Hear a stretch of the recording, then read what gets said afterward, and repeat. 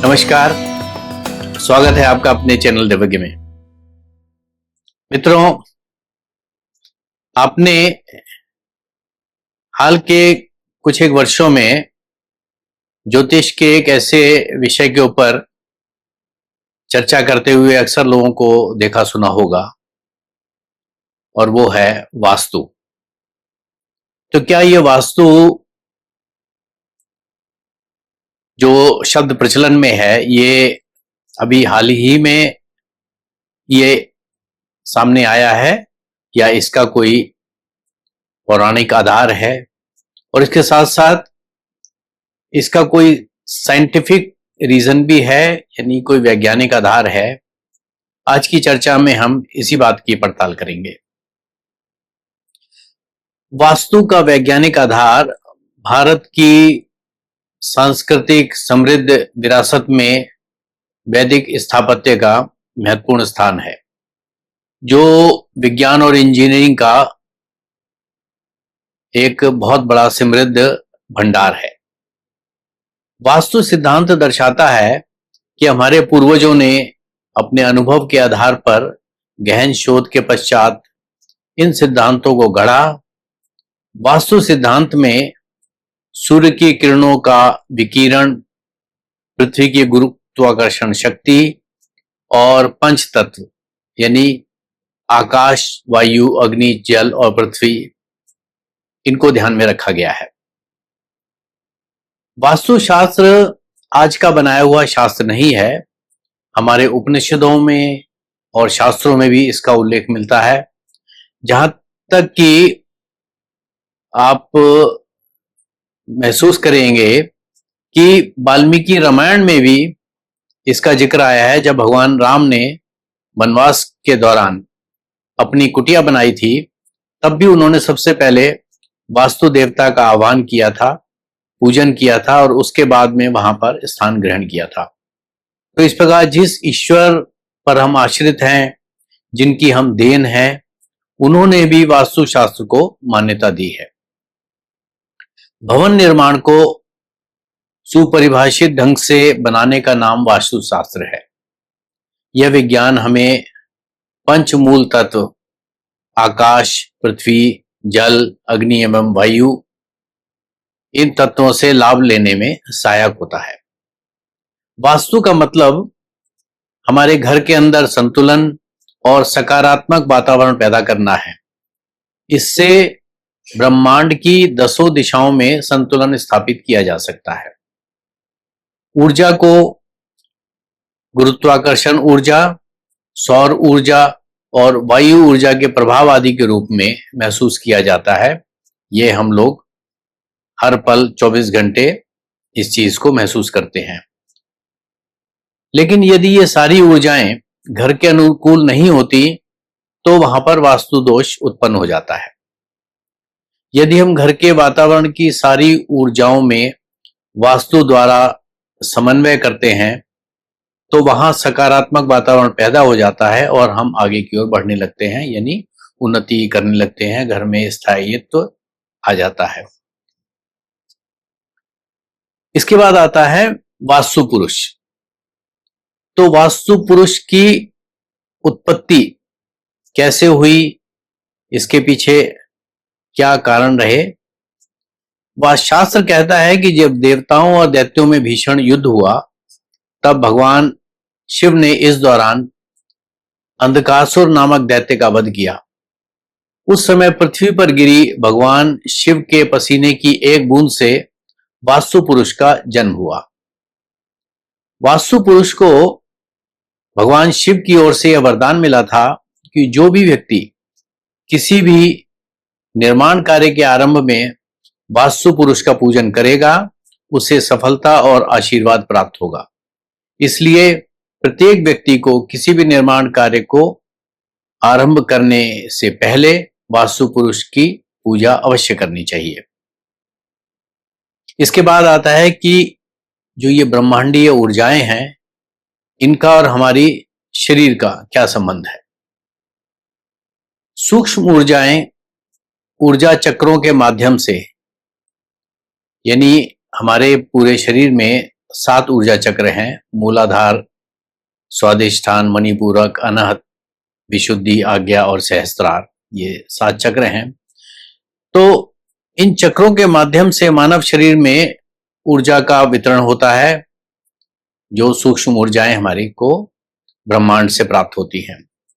एक संतुलित शरीर में इनका निर्बाध प्रवाह होता रहता है, जिसके माध्यम से हमारा भौतिक शरीर शक्तिशाली और स्वस्थ बना रहता है। परंतु यदि इन ऊर्जाओं को प्रतिबंधित कर दिया जाए तो इससे मानव शरीर में शारीरिक, मानसिक और भावनात्मक रोग उत्पन्न हो जाते हैं। इसी तरह किसी भी इमारत में सूक्ष्म ऊर्जा का प्रभाव और संरचना भली भांति निर्धारित होनी चाहिए, अन्यथा निवास करने वालों के लिए कई मुश्किलें और समस्याएं उत्पन्न हो सकती हैं। अक्सर देखने को मिलता है, आपने महसूस भी किया होगा कि कोई एक मकान बहुत बड़ा होता है, उसमें हर तरीके की सुख सुविधाएं उपलब्ध हैं, लेकिन उसमें रहने वाले लोग खुश नहीं होते। उन्हें घर में रहने की इच्छा नहीं होती, अपितु उन्हें बार बार बाहर जाने की ही इच्छा होती है। अर्थात वो घर में रहना पसंद नहीं करते, उनकी हमेशा यही कोशिश होती है कि कहीं बाहर चला जाए। तो ऐसा क्यों होता है? ऐसा इसलिए होता है क्योंकि उस मकान में सकारात्मक ऊर्जा की कमी होती है। इस कारण उस घर में स्थिरता नहीं होती। इसके विपरीत आपने एक अन्य जगह पे ऐसा भी महसूस किया होगा कि कभी कभी जब हम किसी बहुत छोटे से मकान में भी जाते हैं तो वहां हमारे को एक अजीब सा सुकून महसूस होता है, मन में शांति लगती है और हमें वहां पर लंबे समय तक रुकने की इच्छा होती है। ऐसा क्यों होता है? वो भी इसलिए होता है क्योंकि उस छोटे से मकान में सकारात्मक ऊर्जा बहुत अधिक मात्रा में होती है, इसलिए वहां पर हमारे को रुकने की इच्छा होती है। तो इसका मतलब जो हमारी मन की स्थिति है वो भौतिक वस्तुओं पर निर्भर नहीं करती, बल्कि उस ऊर्जा प्रवाह के ऊपर ही डिपेंडेंट है, जो कि हमारे को ब्रह्मांड से लगातार प्राप्त होती है। इसलिए वास्तु पूर्ण रूप से सकारात्मक और नकारात्मक ऊर्जा यानी नेगेटिव और पॉजिटिव एनर्जी का ही खेल है। इसके बाद आता है, हमारा भारतीय दर्शन कहता है कि हमारा यह मानव शरीर बल्कि पूरी सृष्टि जो है पंच तत्वों पे आधारित है। ये पंच तत्व हैं अग्नि, पृथ्वी, वायु, जल, आकाश। इनसे बना हुआ है। हमारा शरीर भी इससे बना हुआ है, हमारा घर भी इन्हीं पंच तत्वों से बना हुआ है। इसलिए हमारे ब्रह्मांड की ऊर्जा का सीधा संबंध घर की ऊर्जा से होता है और फिर इन दोनों स्थानों की ऊर्जा से हमारा संबंध हमारे शरीर की ऊर्जा से होता है, क्योंकि जो हमारे शरीर में 7 चक्र हैं, 7 ऊर्जा केंद्र हैं, वो उन ऊर्जाओं को जो कि हमें अंतरिक्ष से मिलती हैं उससे प्रभावित होते हैं और पूरे शरीर में ऊर्जा का प्रभाव होता है। और वो इसलिए होता है क्योंकि वहां भी अगेन हमारा शरीर पंच तत्वों से बना हुआ है।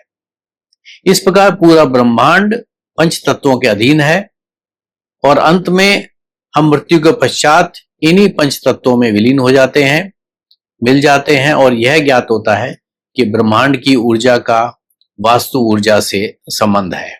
ये हमारे को इस चीज के बारे में प्रमाण मिलता है।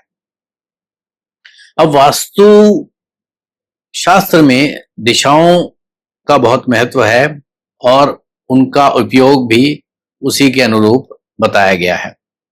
वास्तु की 8 दिशाएं हैं, पूर्व, पश्चिम, उत्तर, दक्षिण, दक्षिण पूर्व, उत्तर पश्चिम, दक्षिण पश्चिम और उत्तर पूर्व। और उसी की तरह से वास्तु शास्त्र के अनुसार इन सभी दिशाओं के अपने कार्य भी निर्धारित हैं, यानी कि कौन सी दिशा किस कार्य को, किस क्षेत्र को प्रभावित करती है, क्या उसका रोल है, ये उसमें वास्तु शास्त्र के मुताबिक बताया गया है। जैसे कि हमारी उत्तर पूर्व की दशा, जिसको भी ईशान कोण कहते हैं, ये पूजा कक्ष के लिए निर्धारित है। दक्षिण पूर्व जिसको हम आग्नेय कोण कहते हैं, यहां पर हमारा किचन यानी कि रसोई होनी चाहिए। ये इसके लिए निर्धारित है, शास्त्रोक्त ये बातें हैं। दक्षिण पश्चिम में हमारा मुख्य बेडरूम यानी मास्टर बेडरूम होना चाहिए। दक्षिण का स्थान जो है वहां पर शौचालय होना चाहिए। ईशान में हमारा बोरिंग यानी जल का स्रोत होना चाहिए और उत्तर पश्चिम का जो एरिया है वहां पर सेप्टिक टैंक होना चाहिए। घर की सभी खिड़कियां और दरवाजे उत्तर पूर्व की दिशा में होने चाहिए। तो इस प्रकार आप काफी हद तक वास्तु के नियमों का पालन कर सकते हैं और अपने जीवन को खुशहाल, समृद्ध एवं ऊर्जा से भरपूर बना सकते हैं। क्योंकि यदि ये जो अभी हमने 8 दिशाओं के बारे में चर्चा की और ये 4 जो कोण हमने बताए, ईशान, आग्नेय, नैऋत्य, वायव्य कोण, इनके अनुरूप अगर घर में स्थान निहित नहीं होंगे तो वहां पर जो है ऊर्जाओं का क्लैश होगा और ऊर्जाओं का क्लैश होने की वजह से जो है घर के अंदर आपका रहने में आपको ना आनंद आएगा बल्कि आपको बेचैनी महसूस होगी, आपको परेशानी होगी और अन्य अनेक प्रकार की समस्याएं उत्पन्न होने लगेंगी। तो इसलिए हमारे को इन बातों का विशेष तौर पे ध्यान रखना चाहिए और हो सके तो इनकी करेक्शन के लिए किसी वास्तु के जानकार से संपर्क करना चाहिए यदि हम घर के अंदर कोई ऐसी परेशानी महसूस कर रहे हैं जिसका कि हमें कारण नहीं पता लग रहा है। तो मित्रों, ये थी आज वास्तु के ऊपर एक संक्षिप्त सी चर्चा। ये जानकारी देने का उद्देश्य मात्र इतना है कि हम स्वयं ये नहीं कर सकते, लेकिन जो भी वास्तु के विशेषज्ञ हैं उनकी सहायता से हम अपने जीवन के अंदर सुख, शांति और समृद्धि ला सकते हैं। नमस्कार।